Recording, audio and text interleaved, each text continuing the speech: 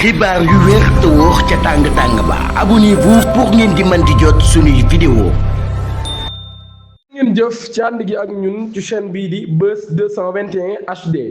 Diomaye daan nay dàq premier ministre Ousmane Sonko ci ab décret boo xam ni daan na koy publier tey jii ajuma 22 mai 2026 le président Diomaye Faye daan nay dakkal ay fonction yu premier ministre biir Ousmane Sonko ginnaaw tey jii ba mu demee ci assemblée nationale jàkkaarloo woon ak député yi moom Ousmane Sonko day doon waxtaan ak ñoom ci li nga xam ni moo di question d'actualité. ci loolu yi Bougar Diouf nag daan nay def ab publication ci réaction bu ex premier ministre Ousmane Sonko bi ginnaaw bi ñu ko dàqee mu daal di Ousmane Sonko nag li mu bind mooy alhamdulilah.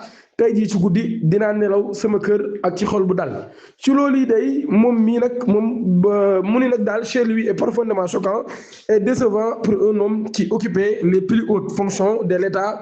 Un limogeage d'un premier ministre n'est pas un simple épisode personnel à tourner en dérision sur Facebook, mais un moment grave de la vie institutionnelle du pays. Cette sortie donne malheureusement l'image d'un responsable davantage dans la posture émotionnelle et la communication populiste que dans la hauteur républicaine attendue.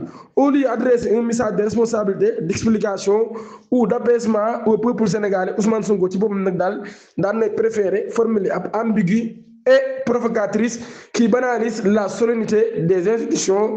mu jàpp ni manière boobee day am manière la boo xam ne nag daal c'est une manière de personnaliser le pouvoir et de transformer un événement politique majeur en mise en scène médiatique et regrettable. Le Sénégal mérite des dirigeants capables de respecter les fonctions de l'État même dans les moments de rupture ou de la désaccord politique. Monsieur le Président, son Excellence Bougar Diouf, UPS Coalition pour la défense des valeurs et des fondamentaux républicains. ci contexte bi nag daal moom Bougar Diouf daan nay def ab réaction am ginnaaw dàq gi nga xam ni Diomaye daan na koy dàq le premier ministre Ousmane Sonko mi nga xam ni moom moo nekkoon jiital gouvernement bi ba tey jii ci bëccëg demoon na kon ca fi nga xam ni moo di assemblée nationale ngir amal li nga xam ni moo di ab question d'actualité. ci loolu yi mu jàkkaarloon ak député yi ci ay waxtu yu yàggu lool doon waxtaanee ak ñoom li nga xam ni moo di actualité waaye politique gu réew.